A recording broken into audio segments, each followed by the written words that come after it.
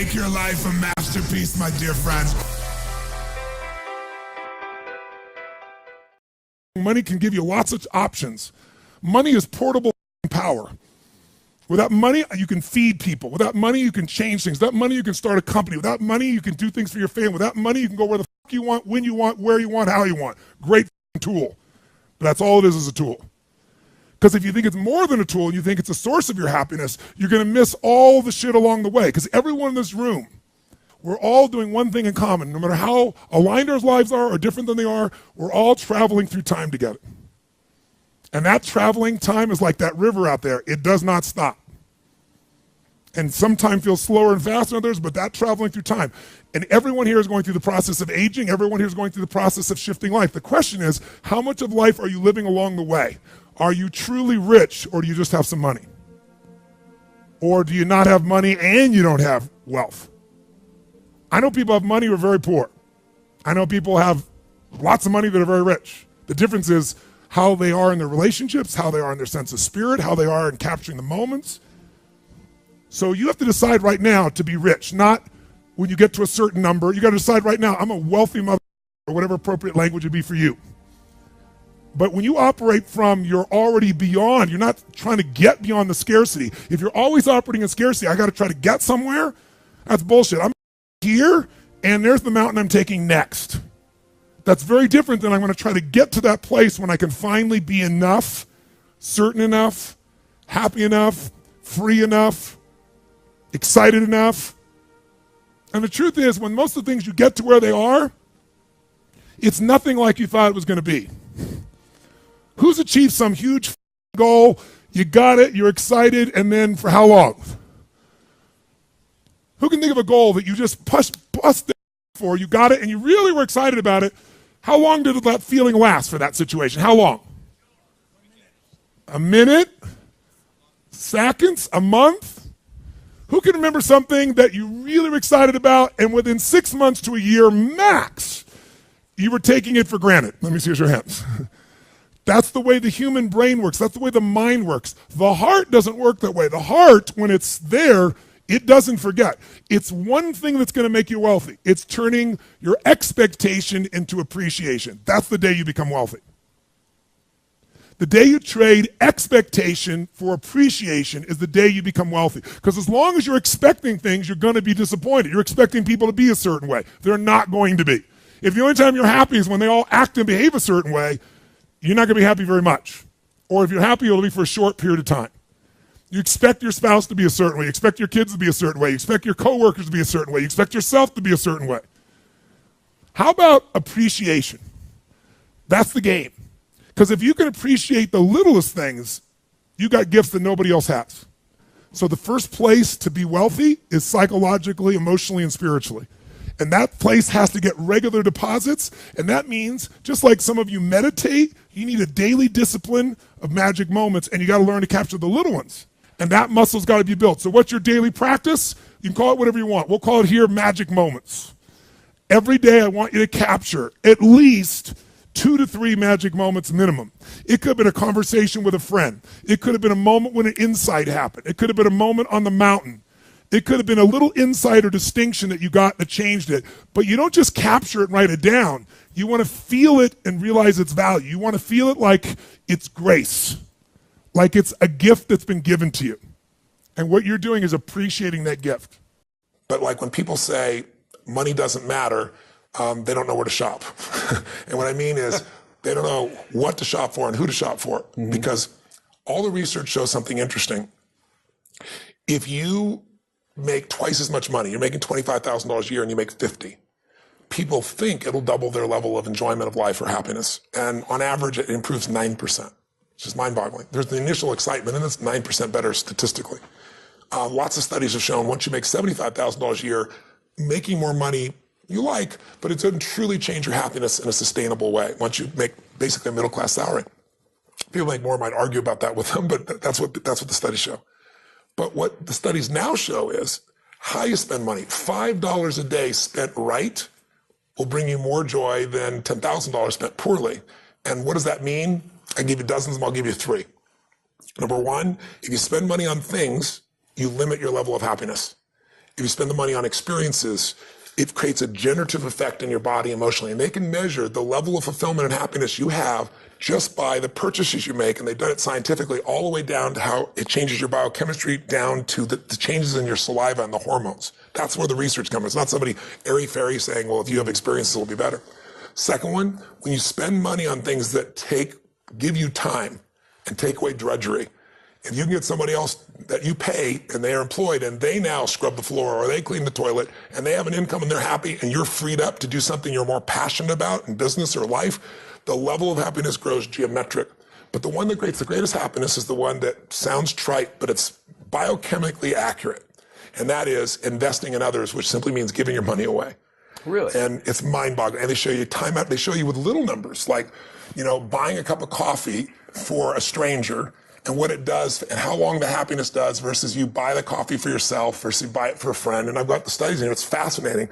But what I can tell you from my own life experience, like the people that I know that are the happiest on earth are not the people with the most money. I know I got a lot of clients, as you well know, that are billionaire clients.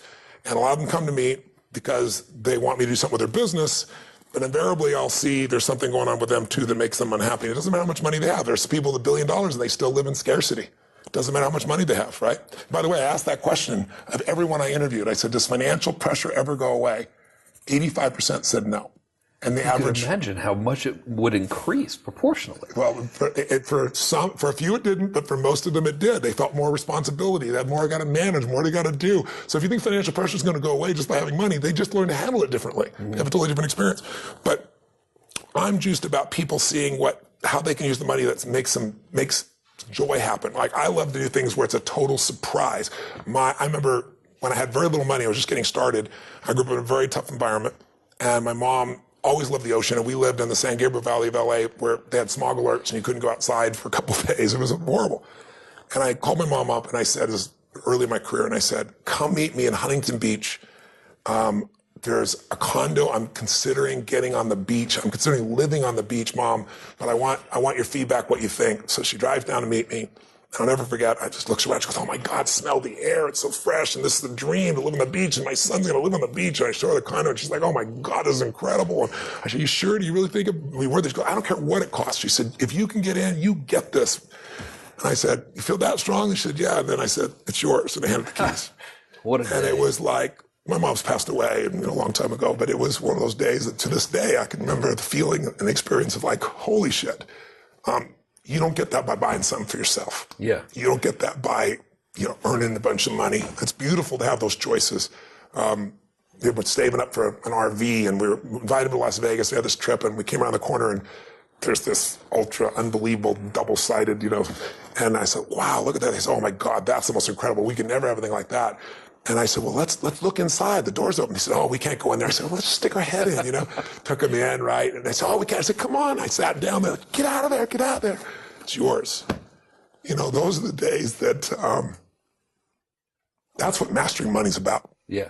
You either master it or it masters you, baby. Yeah. And if you master it, you can learn, grow, and you can give.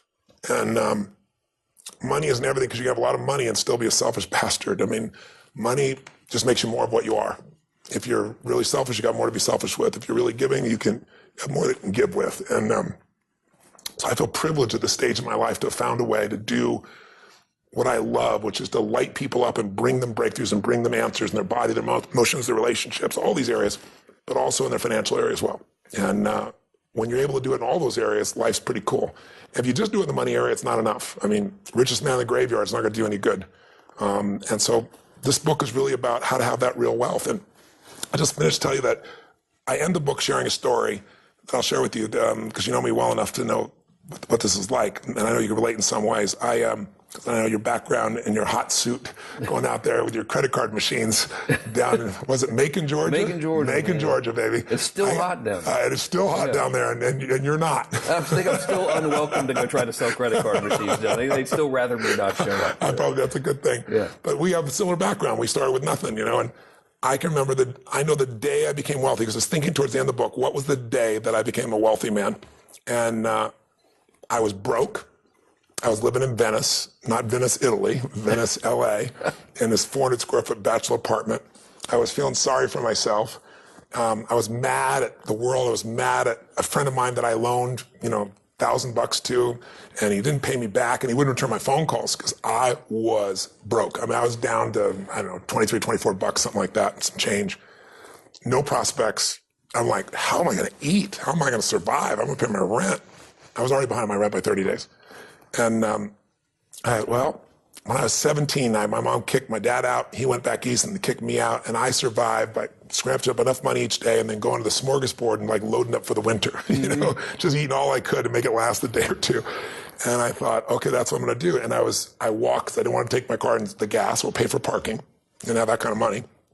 And I walked 3-4 miles from Venice to this place in Marina del Rey. It's still there. And it's called El Chorrito. It's this little Mexican restaurant that's on the water where all the, the amazing yachts are. And I thought, I'm going to go there and I'm going to absorb this abundance environment because I'm so scarce. And I'm going to eat all I can possibly eat, for $5.95 of this tacos and salad. Incredibly and all this stuff. healthy, energizing. Of course, totally energizing. Like something I can go have a good sleep afterwards and forget all this, right? And I went in, I loaded up for winter, and I ate all the stuff, and I'm looking out there, and it was a beautiful day, and it was gorgeous. And so I got up to go pay, and as I got to go pay, in the front door walks this little boy, probably 8 years old, and 7, 8 years old. And he was dressed in a suit, and he's just like, kind of demure like you right now. If anything, I'm certainly demure, as you well know. That's I well know. But sincerely, he was just really, I don't know, there was something about this kid. He had this air about him, and he opened the door for his mother, and he pulled the chair out for her. And I don't know, something about it just struck me emotionally very deeply. And I was just touched, thinking, this little boy has got so much heart and class. And so I walked up to him. I paid my bill and walked up to him, and I said hi, and I introduced myself, and I was nobody. Who the hell's Tony Robbins? No Tony Robbins. And he says, who is this gigantic? Yeah, that's what he's really thinking is not there. And I said, I just want to tell you, I watched you for the last few minutes. I said, I watched you open the door for your lady. I saw you pull out the chair. I saw the way you looking in her eyes and giving her full attention. I said, you are a class act. And he looked at me and I said, and taking her lunch, that's awesome. He goes, well, she's my mom. And I said, that's even more cool. And he said, well, I'm not taking a lunch because I don't have a job yet. I'm 8, And I looked at him, I said, yes, you are. And I didn't have any plan. I just reached in my pocket, took all the money I had in the world. It was like $19 and some change, whatever was left after that. And I just slapped down in front of him in front of the table. And he looked up at me, his eyes got big as garbage can covers. He goes, what's that? And he smiled. And I said, that's yours. He goes, I can't take that. And I said, yes, you can. He said, how come? I said, because I'm bigger than you are. And then I didn't say another word. Every time. I didn't say another word. I just turned. I didn't even look at his mom. I wasn't doing it for attention. And I walked out that door. And I didn't walk out that door. I flew out of that door, man. I had no car. Walking home, I just felt like so alive. I felt so free. And I should have been scared shitless. I got no money. I don't know where I'm going to feed myself. You gave away last minute. There wasn't an ounce of fear in me. It was like in that moment, scarcity died. It just died. It was out of my life. And I went home that night, and I have no clue what I was going to do. But I was like excited and inspired, and I started writing out this plan. And I thought, well, people fast all the time. I can fast for 4 or 5 days. It's probably good for me. Meal. I could eat it after that meal. And I got this little plan in my head, and I'm going to work it out. And I woke up the next morning, and I had no fear in me, and I'm going to go work my plan. And the old snail mail arrived, and there I get this old envelope in the old days, right? Tear the thing open, and it's a check from the guy who wouldn't even return my phone call for more than $1,000, either some interest in, and $1,200 in those days would cover my butt for 2 weeks to a month, right? It was like, and I started to cry, and I'll never forget. I think to myself, what does this mean? And I decided that meant that I was being rewarded for doing what's right, by not operating out of scarcity and fear. It was spontaneous, it was authentic, it felt right, and I did what felt right, and I was rewarded, and I believed in my mind, I still believe to this day, it may not be true, but that was grace. And so from that day forward, it was just like, just do more, give more, share more, create more, and what you need will be there. It's like air. You don't stop to think about when you take a breath whether it'll be there or not. It's always going to be there. Yeah. You just got to do your part. So I'm emotional about it because even though it's been decades and decades since that day. Well, look what the guiding principle has created. And that's why I say I look at my life today and the millions of people I've had a chance to serve and be a part of, and who my friends are, and the life I get to live my life with today. It's just the rewards, the karma, if you would, corny as it may sound. And so, for me today, just recently, I was thinking about it. It's probably why I'm so emotional. I was thinking about where this journey began for me, my desire to serve. Every day before I get on stage, I do this thing to whip myself into a peak state, and then my last words are, "Use me, Lord." That's my prayer. And every day my goal is to be a blessing in people's lives. And I've written a book that when I was done, I'm probably feeling that too. It's a 4-year journey. It's the best of what I found on the face of the earth. And I know anybody picks it up who's sincere and just even applies a small portion of it, their life will be altered, and it'll be altered for the better. And that karma continues. And I also know part of this is, up front. I'm not waiting for a book to sell. I didn't do some feeding promotion. I wrote a check for 55 million people to be fed, which, since I couldn't even feed myself back then, feels pretty unbelievable. And I know I've done my part. And I also know grace has been a part of that. And for that, I'm grateful. Well, we're all grateful for you. Speaking of that, yes, a lot of people are going to see this. Yes. And if you remember the one that we did last time, yes, I got letters from it. You got letters from it. And there would be that one person. They say, I watched the video when I was in this condition, and then you said that one thing. Yeah. And then I applied it. Yeah. And things turned around for me. And I'm wondering if you could think about who that person is and tell them that one thing right now, what would it be? It's a great question. There's so much to pull from. But at my core, my mom wanted me to be a truck driver because that would mean I would make $24,000 a year if I went to Truck Masters. And that would be twice what my father made. And she thought that would happen. But something inside of me said, I don't want to drive a truck. There's something else that matters more to me. And I decided I was not going to go for money instead of passion. And the rewards have been pretty amazingly better than being a truck driver. It's not bad being a truck driver. It's just not what I was after. And I look back, and one of the things that helped me was my original teacher, Jim Rohn, who was a personal development speaker I went to hear when I was 17. He said something the first time I heard him, and he said, it's really simple. If you want life to change, you got to change. If you want life to be better, you've got to get better. It's the only way it happens. And luck will show up for people and it'll leave them. But if you're constantly improving who you are and what you give, game over. And he also told me something about economics that I never forgot. He said, economics is really simple. The world really is simple. If you will find a way to add more value to other people's lives than anybody else does, then you'll never have to worry about that area of your life. And if you look at it, most of us don't realize you can add a lot of value and be a school teacher and add enormous value. And unfortunately, in our society, you won't get paid well. But as I show in the book, if you add value to more people, instead of 30 children, there's a school teacher in there that makes $2 million a year. And he does it with the web, and he does it by coaching. He's from Japan, and it's quite extraordinary. So if you do want to earn more, adding value, there's a way. You can also add value and make no money. You can also add value and give it away, and you still earn more. It's like the joy that we get from that giving that we talked about. Of all things we talked about, the things that brought me to tears is thinking about how far it's come and all that's come in the life from that day when I did what's right. And the other time I've been in tears is thinking about, what I did for my mom and things of that nature. Those ultimate rewards come from giving. So if you work at McDonald's, there's nothing wrong with it. But the reason you make $7.25 an hour is lots of people can do that. Mm-hmm.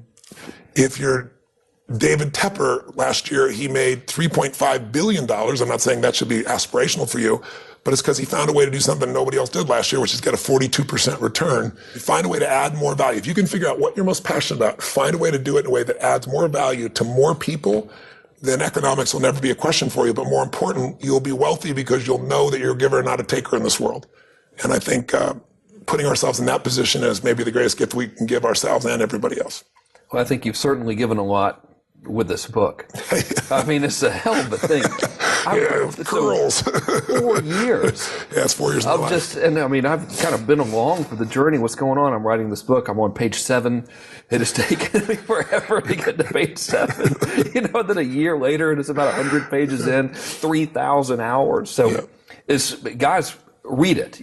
I'm pretty sure it's safe to say that their purchase is not going to really make a significant difference in your life. So No, I'm not getting any money from it at all, not a penny. Yeah, we're not in the book selling business. Not at the even moment, slightly, but no. In terms of, But their investment will not only change themselves, but I'm feeding 50, if you sell 1 million copies, which is the average what I've done in the past, then there'll be 50 people fed just by you getting this book. So not only do you benefit, but other people benefit as well, which is a pretty cool thing.